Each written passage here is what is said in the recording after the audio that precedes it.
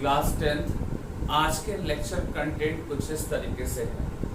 सबसे पहले आज स्टार्ट करूंगा मैं how the plant obtain CO2। ये आपका फर्स्ट पॉइंट होगा, how the plant obtain CO2। Second जो आपका आज का टॉपिक होगा एक्टिविटी 6.2। एक्टिविटी 6.2 एक्चुअली क्या है, एक्सपेरिमेंट है। NCERT में ये एक्सपेरिमेंट मेंशन है और उसको मैं एक्सप्लेन करूंगा। देन आपका थर्ड टॉपिक है हेटेरोट्रॉपिक न्यूट्रिशन और फोर्थ जो टॉपिक आपका है how do organisms obtain their nutrition. ये आज का लास्ट टॉपिक होगा, ठीक है।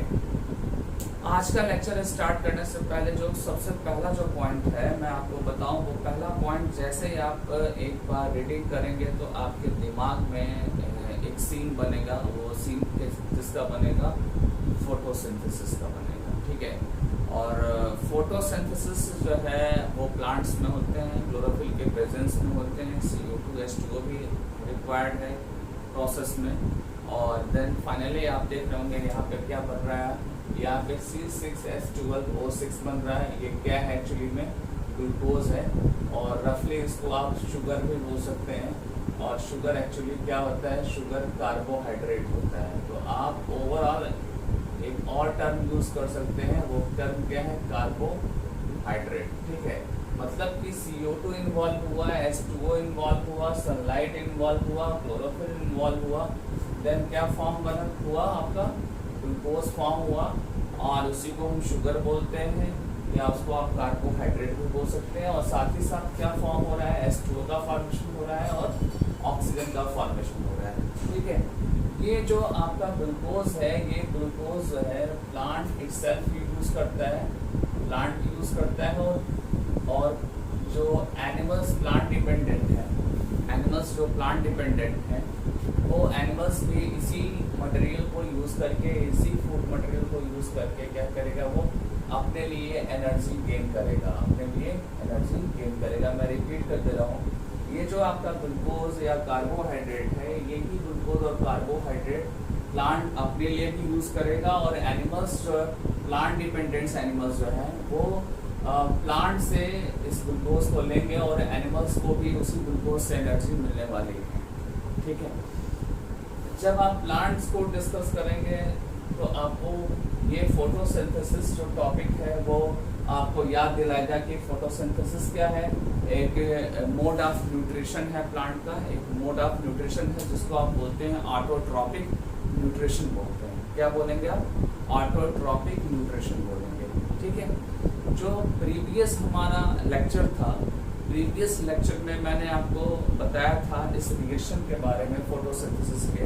मैंने बताया था कि सनलाइट सन से आएगा आपको, क्लोरोफिल जो होगा वो क्लोरोप्लास्ट के अंदर प्रेजेंट होगा। और क्लोरोप्लास्ट क्या है, एक डबल मेम्ब्रेनस सेल ऑर्गेनल्स है, ये प्लांट्स में प्रेजेंट होते हैं क्लोरोप्लास्ट। और क्लोरोप्लास्ट के अंदर क्लोरोफिल मॉलिक्यूल्स है।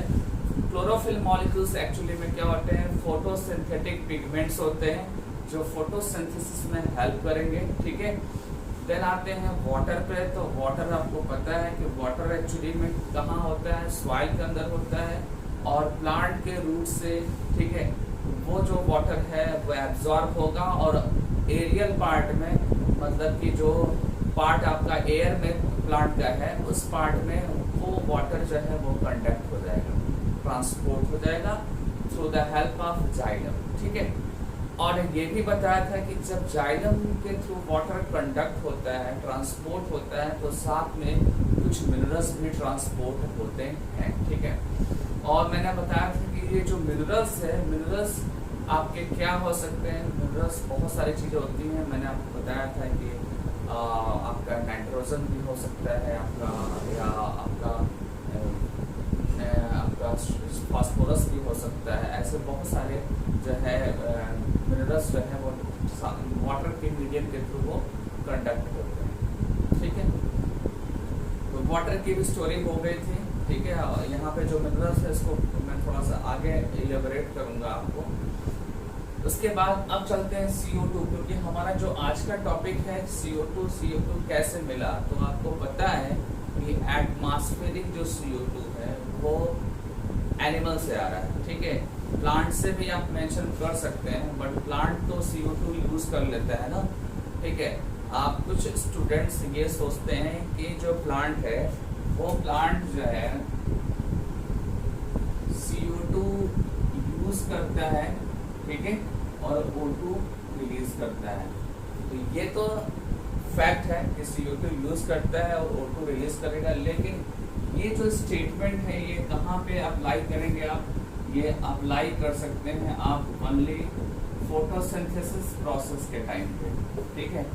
और जब आप रिस्पायरेशन की बात करेंगे, तो रिस्पायरेशन जब होगा आपका प्लांट के अंदर रिस्पायरेशन, तो उसमें क्या होने वाला है कि O2 यूज होगा, ठीक है। O2 कहाँ पे यूज होगा? एरोबिक रिस्पायरेशन में यूज होगा, और किसका ब्रेकडाउन होगा? ग्लूकोज का ब्रेकडाउन होगा, और फाइनली हमको क्या मिलने वाला है? CO2। क्या मिलने वाला है? CO2। तो आपको ये देखने को मिला कि प्लांट O2 भी यूज करता है और CO2 रिलीज भी करता है, बट यही CO2 फोटोसिंथेसिस में यूज कर लेता है, ठीक है। यही CO2 फोटोसिंथेसिस में यूज कर लेता है। तो इस कंफ्यूजन को खत्म करिए आप, ठीक है ना। प्लांट O2 भी यूज करता है और प्लांट CO2 भी यूज करता है। डिपेंड करता है कि प्लांट किस प्रोसेस में इन्वॉल्व है। रिस्पायरेशन हमेशा होता रहता है, ये तो आपको पता है। रिस्पायरेशन हमेशा होता है क्योंकि मेटाबॉलिक प्रोसेस के लिए जो एनर्जी रिक्वायर्ड होता है वो एनर्जी तभी मिलेगा जब रिस्पायरेशन होगा, ठीक है। और रिस्पायरेशन के बाद जो गैस मिलता है CO2, ये CO2 जो है फोटोसिंथेसिस में प्लांट खुद क्या कर लेता है? यूज कर लेता है। और आप देख रहे हो यहाँ पे कि यहाँ पे प्लांट जब फोटोसिंथेसिस में CO2 यूज करता है तो O2 बनाता भी है, तो ये O2 जो है रिलीज कर देता है एटमॉस्फेयर में। कहाँ रिलीज करेगा? ये एटमॉस्फेयर में, ठीक है। ये दोनों स्टोरी आप कनेक्ट करिएगा। बट हमारा जो फर्स्ट पॉइंट है ये अभी कंप्लीट नहीं हुआ, ठीक है। अभी तो मैं टॉपिक की तरफ जा रहा हूँ। फर्स्ट जो हमारा पॉइंट है वो क्या? How the plant obtain CO2। कैसे प्लांट CO2 ऑब्टेन करते हैं, अभी इसकी कहानी बाकी है। आपको पता है कि जो प्लांट की बॉडी होती है, प्लांट की बॉडी के 3 मेजर पार्ट होते हैं। एक पार्ट होता है लीफ, दूसरा पार्ट होता है स्टेम, और थर्ड जो पार्ट है वो आपका क्या है? रूट। प्लांट में जो मेजर गैसेस एक्सचेंज होता है वो लीफ के थ्रू होता है। आप जब NCERT पढ़ेंगे तो NCERT में आपको मिलेगा कि massive amount of gases exchange occur in a leaf, ठीक है।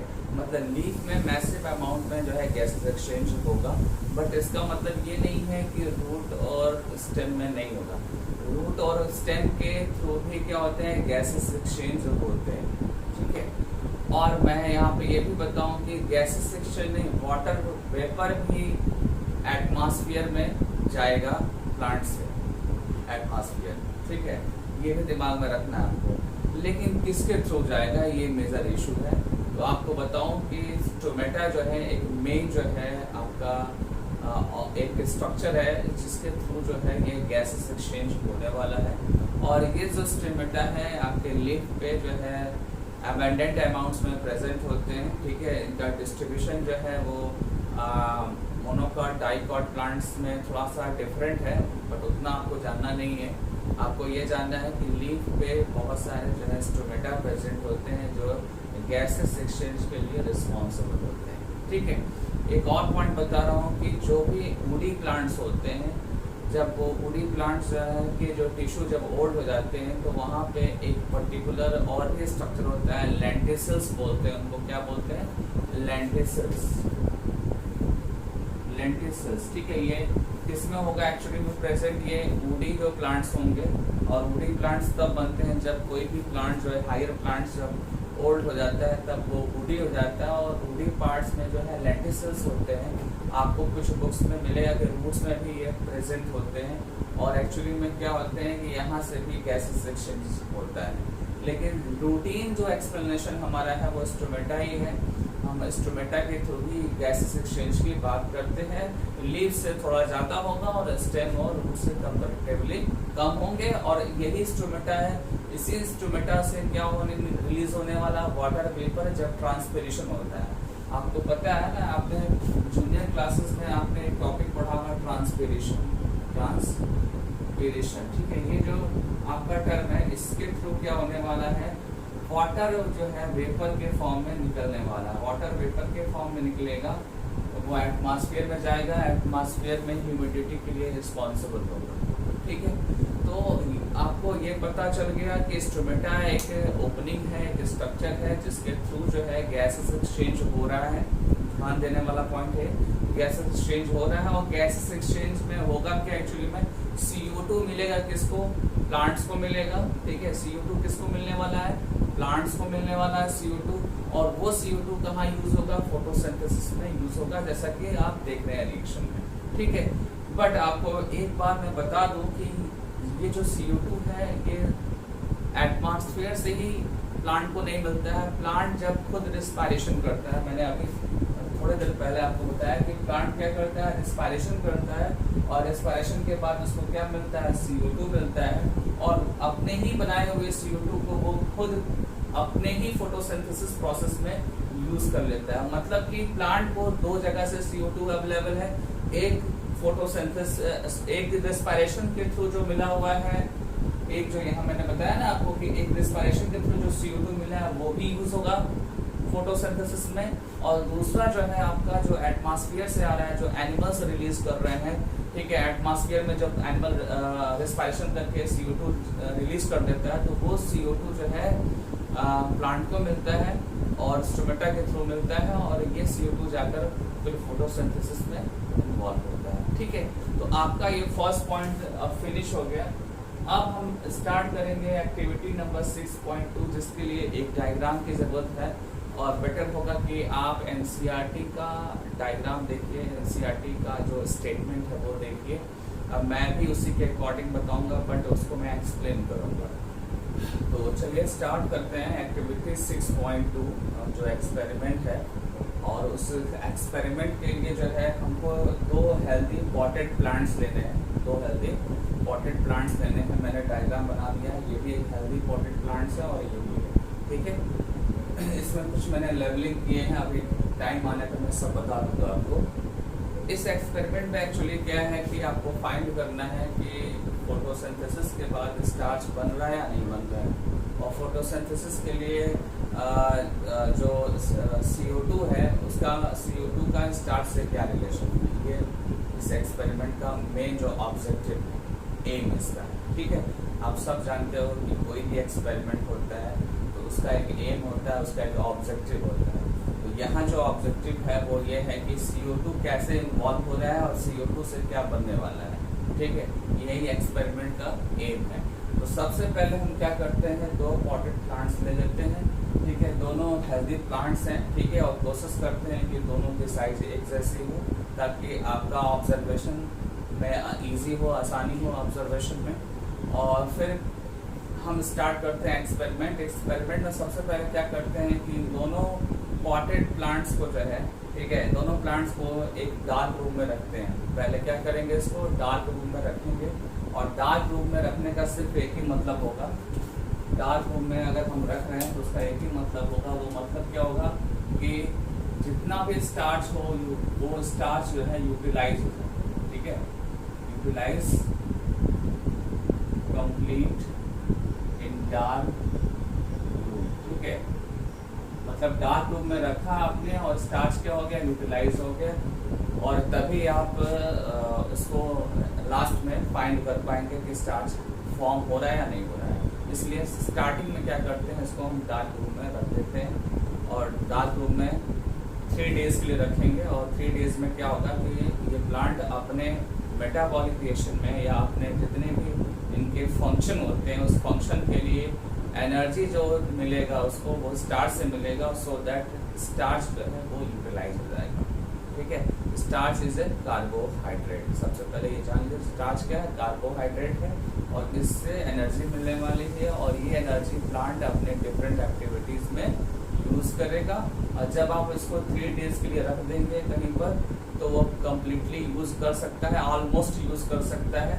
और दूसरी चीज़ है कि 3 डेज के लिए आपने डार्क रूम में रखा है तो फर्दर कोई फोटोसिंथेसिस के थ्रू स्टार्च नहीं बनेगा। उस ड्यूरेशन में नया कोई स्टार्च नहीं बनने वाला है, जो पहले से अवेलेबल है स्टार्च वही स्टार्च है यूटिलाइज होने वाला है। ठीक है, अब क्या करेंगे हैं हम इस एक्सपेरिमेंट में दो जो पॉटेड प्लांट्स है उसमें से एक में हम ले लेंगे, एक वॉच ग्लास ले लेंगे, और वॉच ग्लास में हम क्या रखेंगे, पोटेशियम हाइड्रोक्साइड रखेंगे। क्या रखेंगे, पोटेशियम हाइड्रोक्साइड। पोटेशियम हाइड्रोक्साइड का फॉर्मूला है KOH, ठीक है। और एक्चुअली में ये जो KOH है ये क्या करेगा, ये CO2 पे एब्जॉर्ब करेगा, ठीक है, CO2 को एब्जॉर्ब करेगा। लेकिन कब एब्जॉर्ब करेगा मैं अभी आपको जस्ट बताऊंगा। सबसे पहले हम ये ले लिया, हमने वॉच ग्लास ले लिया, पोटेशियम हाइड्रोक्साइड ले लिया, और देन क्या किया हमने, दोनों प्लांट को जार से क्लोज कर दिया।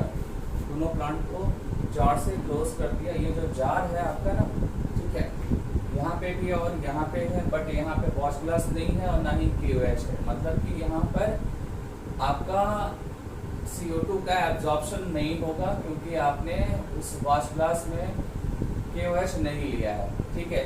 जो भी प्लांट जो है रिस्पायरेशन के थ्रू, जो भी आपको पता है ना कि प्लांट रिस्पायरेशन करते हैं, अभी मैंने थोड़े देर पहले आपको बताया कि प्लांट रिस्पायरेशन करते हैं, और रिस्पायरेशन में स्पेशली हम क्या मेंशन करेंगे, एरोबिक रिस्पायरेशन। और एरोबिक रिस्पायरेशन में क्या होता है कि O2 यूज होता है और CO2 फॉर्म होता है।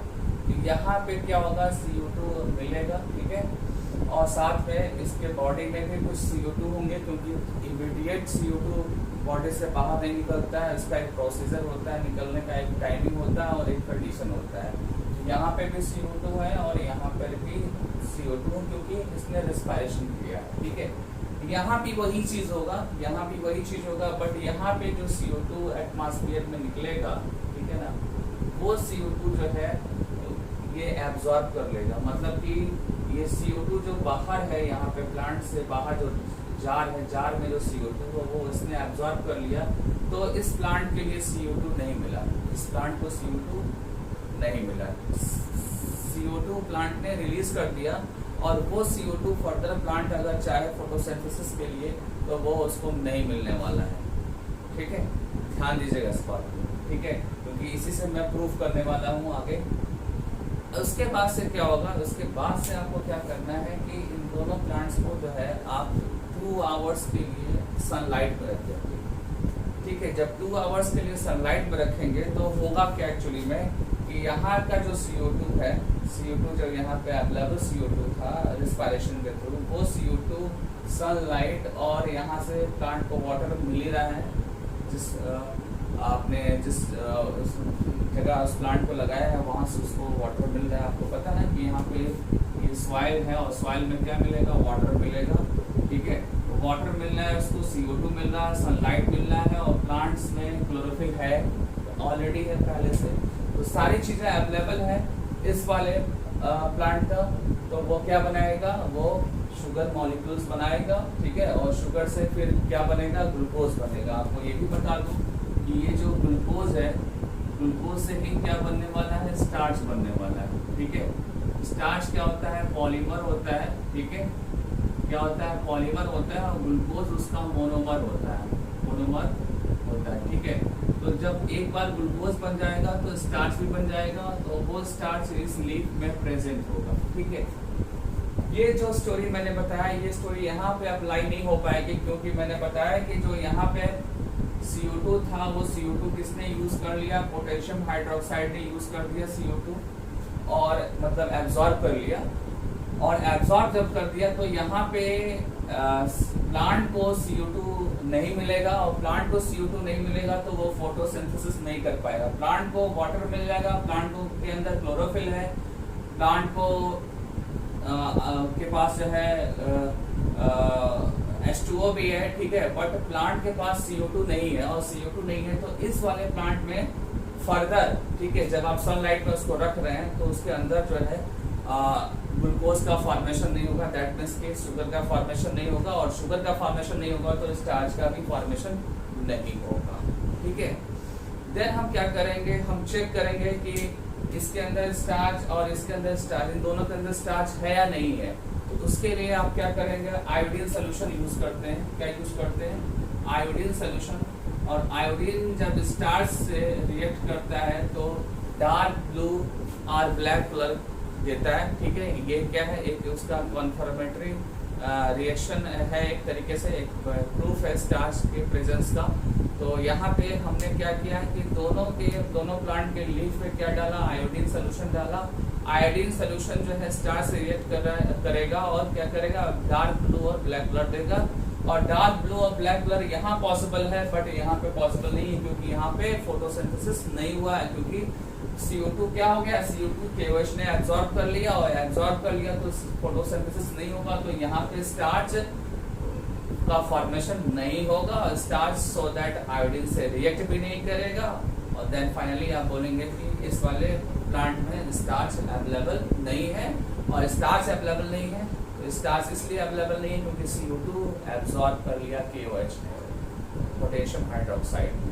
ठीक है, तो इससे क्या पता चला कि CO2 जो है एक इम्पॉर्टेंट फैक्टर है फोटोसिंथेसिस का।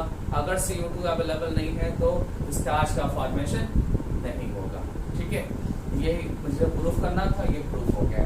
तो ये आपका एक्टिविटी और एक्सपेरिमेंट आपका फिनिश हो गया। एक्टिविटी 6.2 था, ये ध्यान दीजिएगा क्योंकि बहुत सारी एक्टिविटी है। ठीक है, अब स्टार्ट हम करने वाले हैं हेटेरोट्रॉपिक न्यूट्रिशन। ठीक है, हेटेरोट्रॉपिक न्यूट्रिशन में सबसे पहले मैं बताऊं आपको कि जो भी अर्थ पे जितने भी लिविंग ऑर्गेनिजम्स हैं, वो सारे लिविंग ऑर्गेनिजम्स को न्यूट्रिशन चाहिए उसकी लिविंग सिस्टम को मेंटेन करने के लिए, सर्वाइवल के लिए कुछ ना कुछ अमाउंट में एनर्जी की ज़रूरत होती है। ठीक है, और जब एनर्जी की ज़रूरत होगी तो वो या तो खुद से बनाएगा या दूसरे पर डिपेंड रहेगा। अगर खुद से बनाएगा, लाइक प्लांट्स की अगर बात करें तो प्लांट्स वो खुद से अपना फूड मटेरियल प्रिपेयर करता है और उसी को यूज़ करता है। बट एनिमल्स ये काम नहीं कर सकते हैं, एनिमल्स दूसरे पे डिपेंडेंट होते हैं। और जब दूसरे पे डिपेंडेंट्स रहेंगे और वहाँ दूसरे से वो न्यूट्रिशन गेन करेंगे तो वो जो न्यूट्रिशन होगा वो एक्चुअली में क्या होगा, वो हेटेरोट्रॉपिक न्यूट्रिशन होगा। वो क्या होगा, हेटेरोट्रॉपिक न्यूट्रिशन होगा। और आपको बता दो कि जो न्यूट्रिशन के डिफरेंट फॉर्म हैं वो डिपेंड करते हैं टाइप एंड अवेलेबिलिटी ऑफ, यहाँ देखो ध्यान से आप, type and availability of the food material as well as how it is obtained by organisms. मतलब कि कितने टाइप के फूड मटेरियल्स है, कितने अमाउंट्स में वो अवेलेबल हैं और वो ऑर्गेनिजम्स कैसे ऑब्टेन कर रहा है। ठीक है, ऑब्टेन करने का जो है वो बहुत इंपॉर्टेंट पॉइंट है। ऑब्टेन का मतलब होता है कि वो इसको इजीली मिल रहा है या नहीं मिल रहा है, या किसी को वो कैप्चर कर रहा है, किसी के लिए वो वेट कर रहा है, या किसी को वो मार के खा रहा है। ठीक है ना, तो ऐसे बहुत सारे ऑब्टेन करने के मेथड होते हैं, जैसा कि आप लॉयन टाइगर में आप देखते हैं। ठीक है, डियर में भी देखते हैं। डियर जब अपना फूड मटेरियल खाता है तो सीधे सीधे वो प्लांट को ही खा लेता है। ठीक है, तो प्लांट जो है वो स्टेशनरी फॉर्म में है और डियर को कोई भी एफर्ट नहीं लगाना पड़ा। डियर गया और प्लांट्स को खा गया, ग्रास लैंड से ग्रास को खा लिया। ठीक है ना, वेयर एज जब आप लॉयन की बात करेंगे, टाइगर की बात करेंगे, तो लॉयन और टाइगर जो है वो अपने फूड के लिए जो है वो फाइट करते हैं। उसका जो ऑब्टेन करने का, जो फूड ऑब्टेन करने का मेथड है वो क्या है, डिफरेंट है। ठीक है, सबकी मतलब फूड ऑब्टेन करने की स्ट्रेटजी क्या होती है, डिफरेंट होती है। ठीक है ना, ह्यूमंस का डिफरेंट है। ठीक है, जैसे ही फूड मटेरियल मिल जाता है तो फूड मटेरियल का डाइजेशन भी डिफरेंट तरीके से होता है। ऑर्गेनिज्म टू ऑर्गेनिज्म जो है वो डाइजेशन भी क्या होता है, डिफरेंट होता है। ठीक है, जैसा कि एनसीईआरटी में मेंशन है कि एग्जांपल्स के फॉर्म में, जैसे ह्यूमन है तो ह्यूमन क्या है, अपना फूड मटेरियल जब इंटेक करता है तो उसका अलग मेथड है। ठीक है, बट वहीं पे आप फंगस की बात करें, ठीक है, ह्यूमन में एक्चुअली क्या होता है, ह्यूमन में फूड मटेरियल इंटेक किया और हमारा जो डाइजेस्टिव सिस्टम है वो डाइजेस्टिव सिस्टम क्या करता है, वो डाइजेशन कर देता है फूड मटेरियल का। फूड मटेरियल्स का मैकेनिकल भी डाइजेशन होता है। मैकेनिकल आपको पता होगा टीथ से होता है, टंग से होता है, और जो बायोकेमिकल डाइजेशन है वो एंजाइम्स के थ्रू होते हैं। वो एंजाइम्स हमारे कहाँ पे हैं, डाइजेस्टिव ट्रैक्ट में है, या डाइजेस्टिव ट्रैक्ट से में इससे जुड़े हुए जो ग्लैंड्स होते हैं उस ग्लैंड से वो एंजाइम्स निकलेंगे और फिर डाइजेशन होगा। ठीक है, ओवरऑल आप बोल सकते हैं कि डाइजेस्टिव सिस्टम में फूड मटेरियल का डाइजेशन होता है ह्यूमन के केस में, बट ऐसा फंगस में नहीं है। फंगस मैंने अभी बोला था ना, फंगस का अलग है। फंगस क्या है, या ऐसे कुछ और ऑर्गेनिजम्स हैं जो क्या करते हैं, अपने बॉडी से जो है एंजाइम्स प्रोड्यूस करते हैं। फंगस अपने बॉडी से एंजाइम्स प्रोड्यूस करते हैं और वो एंजाइम्स जो है फंगस जिस सबस्ट्रेट पे डिपेंडेंट है या फंगस का जो फूड मटेरियल है उस एंजाइम से ब्रेक होता है। मैं आपको डायग्राम से समझाता हूँ। जैसे सपोज करिए कि ये कोई फंगस की माइसीलियम है, हाइफी है, ठीक है, और ये जो फंगस है ये किसी सबस्ट्रेट पे है, कोई डेड डिकेइंग मटेरियल पे है। ये क्या है? डेड डिकेइंग मटेरियल है, ये समथिंग कुछ भी है, लाइक फूड है या कोई डेड बॉडी है, ये है, इस पे है अगर फंगस। तो फंगस क्या करता है? अपने बॉडी से एंजाइम्स प्रोड्यूस करेगा। उस एंजाइम्स के हेल्प पे क्या होगा कि ये जो डेड मटेरियल्स है इसका डिकम्पोजिशन होता है। क्या होता है? डिकम्पोजिशन होगा, और डिकम्पोजिशन होने के बाद फिर जब सिंपल फॉर्म में कन्वर्ट हो जाएगा, सिंपल फॉर्म में जब ये डेड पार्टिकल्स जो है कन्वर्ट हो जाएंगे तो इसको क्या करेगा? एब्जॉर्ब कर लेगा फंगस। इसको क्या करेगा? फंगस एब्जॉर्ब कर लेगा और इस तरीके से फंगस का न्यूट्रिशन मिल जाएगा। ठीक है, तो ये फंगस का हो गया न्यूट्रिशन या न्यूट्रिएंट्स लेने का जो मेथड है वो हो गया। ह्यूमन का मैंने आपको बता दिया। अब कुछ एग्जांपल्स हैं पैरासाइट्स के। ठीक है, आपको पता है कि एनिमल की बॉडी पे भी पैरासाइट्स होते हैं और प्लांट्स पे भी पैरासाइट्स होते हैं। क्लास 10th में भी प्लांट पैरासाइट्स का आपको आइडिया ना हो, बट आपको एनिमल पैरासाइट्स का आपको आइडिया होगा। एनिमल पैरासाइट्स आप जैसे कि लीच है, टिक्स है, लाइस है, टैपवर्म है, these are the animal parasites. और आपको बताऊं कि जो भी आपका पैरासाइट होता है, ठीक है, वो पैरासाइट जो है वो किसी भी होस्ट को किल नहीं करेगा। वो ओनली जो है क्या करेगा? होस्ट को ग्रेजुअली धीरे धीरे उसका यूज करेगा अपने सर्वाइवल के लिए। सडनली उस होस्ट को किल नहीं करने वाला है कोई भी पैरासाइट। ये इंपॉर्टेंट लाइन है। ठीक है, आप जब 12th में आएंगे तो 12th में आपको इकोलॉजी और इवोल्यूशन जो चैप्टर आपका ऑर्गेनिज्म एंड पॉपुलेशन जो चैप्टर होता है, ऑर्गेनिज्म और पॉपुलेशन चैप्टर में आपको ये मिलेगा पैरासाइट टॉपिक का। ठीक है, तो मैं फिर से बता दूं, लीच, लाइस, टिक्स, टैपवर्म ये क्या है? एनिमल पैरासाइट्स है। वेयर एज कसकटा एक नेम है, आप एनसीईआरटी देखिएगा। कसकटा क्या है? ये प्लांट पैरासाइट है। प्लांट से ये क्या करते हैं? ये प्लांट से न्यूट्रिशन लेंगे और धीरे धीरे उस होस्ट को, प्लांट होस्ट को यूज करेंगे। ठीक है, तो इस तरीके से मैंने बहुत सारी बातें बताई। और आपको एक चीज और बताऊं कि जब आप प्लांट, टिगर और लायन सबको एक साथ जब एक्सप्लेन करते हैं तो यहाँ पे आपको एक फूड चेन दिखता है। आपको क्या दिखता है? फूड चेन दिखता है। ठीक है, तो ये हेटरोट्रॉपिक न्यूट्रिशन में आपने ये सारी बातें पढ़ी। उसमें आपने एक ही चीज देखा कि जो है जो भी फंगस है या प्लांट है या आपका जो भी फंगस है, डियर है, लॉयन है, ये सब क्या है? ये हेटरोट्रॉपिक मेथड से जो है न्यूट्रिशन गेन करते हैं।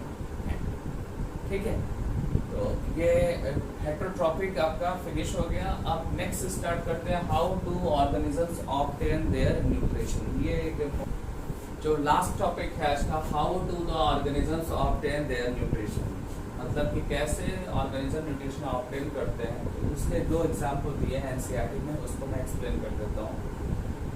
सबसे पहले दिया है अमीबा और सब देन दिया है पैरामीशियम। अमीबा के बाद क्या दिया है? पैरामीशियम। और दोनों क्या है? सिंगल सेल ऑर्गेनिज्म है। Both are single cell organism. सबसे पहले ये याद रखिए और आपको ये भी याद करना पड़ेगा कि सिंगल सेल जो ऑर्गेनिजम्स होते हैं, सिंगल सेल ऑर्गेनिजम्स, ये एक्चुअली किस किंगडम में बिलोंग करते हैं? ये बिलोंग करते हैं किंगडम प्रोटिस्टा से बिलोंग करते हैं। ठीक है ना? और इसका जो है जो न्यूट्रिशन का पैटर्न है वो डिफरेंट है और इसका डिफरेंट है। ठीक है, इसका न्यूट्रिशन का जो पैटर्न है वो इसके स्ट्रक्चर पर डिपेंड करता है, क्योंकि आपको पता है कि अमीबा जो है इर्रेगुलर शेप का होता है। कैसा होता है? ये इर्रेगुलर शेप का होता है।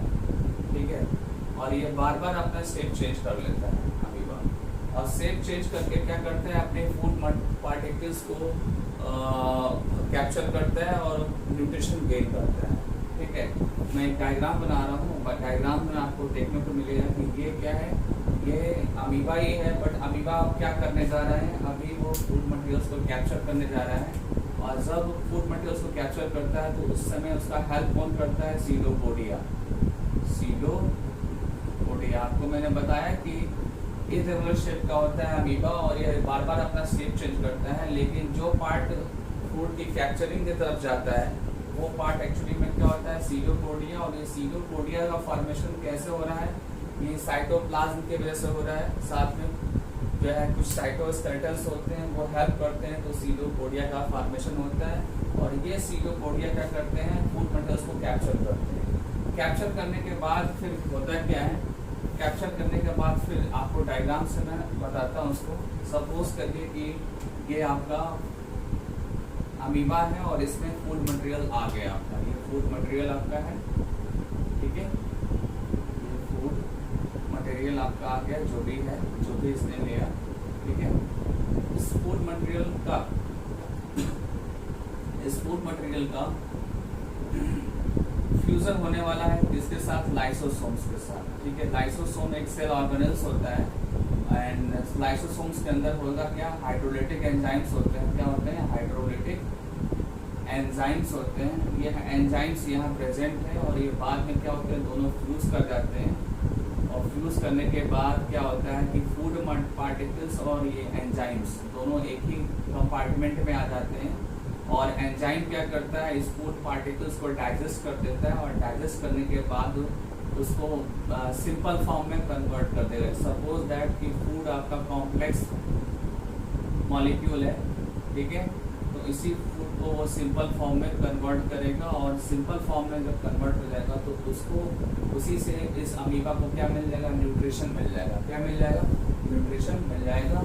और यही अमीबा का जो है न्यूट्रिशन का पैटर्न, ठीक है। और इसमें आपने देखा होगा कि मैंने किसी पर्टिकुलर प्लेस पे नहीं बताया है कि फूड पार्टिकल्स जा रहा है। फूड पार्टिकल्स जहाँ पे भी जाएगा वहाँ पे अपने आप क्या होगा? वहाँ पे सीडोपोडिया का फॉर्मेशन हो जाएगा। मतलब कोई प्लेस का कोई रिस्ट्रिक्शन नहीं है यहाँ पे। फूड मटेरियल जहाँ पे भी होगा वहीं पे सीडोपोडिया का फॉर्मेशन कर लेगा। बट जब आप पैरामीशियम की बात करेंगे तो पैरामीशियम का डिटेल डायग्राम आपको बाद में बताऊंगा आपको। पैरामीशियम जब आप पढ़ेंगे तो पैरामीशियम के बॉडी में एक पार्ट होता है, ओरल ग्रुप्स होते हैं। क्या होते हैं? ओरल ग्रुप्स होते हैं, जो एक्चुअली में एनसीईआरटी में इसको क्या मेंशन किया है? स्पेसिफिक स्पॉट से मेंशन किया है। एक स्पेसिफिक स्पॉट है, उस स्पॉट के थ्रू ही क्या होता है? फूड पार्टिकल्स जाता है। मतलब कि एक यहाँ पे डेफिनेट प्लेस हो गया, फूड लेने का एक डेफिनेट प्लेस हो गया और फिर वहाँ से वो फैरिंग्स, पैरामीशियम के अंदर भी एक फैरिंग्स होता है, साइटोफैरिंग्स बोलते हैं, साइटोफैरिंग्स बोलते हैं। उस फैरिंग्स से होते हुए फर्दर इसका डाइजेशन होगा फूड मटेरियल्स का। तो यहाँ पे देखा आपने कि जो फूड मटेरियल्स है एक पर्टिकुलर प्लेस से ही वो जाएगा। एक रिस्ट्रिक्शन है प्लेस का, वो प्लेस क्या है? स्पेसिफिक साइट है जिसको ओरल ग्रुप्स बोलते हैं और उसके आगे का डाइजेशन आपको जानने की जरूरत नहीं है, ठीक है। तो ये हो गया हमारा last topic, how to organisms obtain their nutrition, ठीक है। तो मैं एक बार आपकी एनसीईआरटी देख लेता हूँ। एनसीईआरटी में आई थिंक मैंने सब जो भी है वो मैंने आपको बता दिया। आपको एक बार आप रिवीजन करिए, ठीक है। एक पॉइंट और है एनसीईआरटी का, वो पॉइंट ये है कि फूड पार्टिकल्स जो पैरामीशियम तक जो जा रहा है वो किसके हेल्प से जा रहा है? सीलिया के हेल्प से। ये इंपॉर्टेंट लाइन है, सीलिया के हेल्प से। मैं 2 बार मैंने बोला, ऐसे जब बार बार मैं कोई पॉइंट को बोलूँ इसका मतलब क्या? वो पॉइंट इंपॉर्टेंट है। सीलिया के हेल्प से फूड पार्टिकल्स जो है यहाँ तक पहुँचेगा और फिर उसी फूड पार्टिकल्स को वो ओरल ग्रुप से एंट्री मिलेगी, ठीक है। तो आज का आपका ये 4 पॉइंट फिनिश हो गया। अगले टॉपिक में हम आएंगे, अगले चैप्टर में अगले जो मेरा अगला जो टॉपिक है ह्यूमन डाइजेस्टिव सिस्टम है, ठीक है, वो स्टार्ट करने वाले हैं। वेट करिए अगले लेक्चर का। और आप लोग थोड़ा सा एफर्ट लगाइए। आप वीडियोस नहीं देख रहे हैं, वीडियोस देख के नोट्स बनाने की आदत डालिए। ऑनलाइन क्लासेस में आपको कुछ तो रिस्पॉन्सिबिलिटी लेनी पड़ेगी। हम इतने एफर्ट लगा के वीडियोस बना रहे हैं और आप जो है वीडियोस को देख नहीं रहे हैं।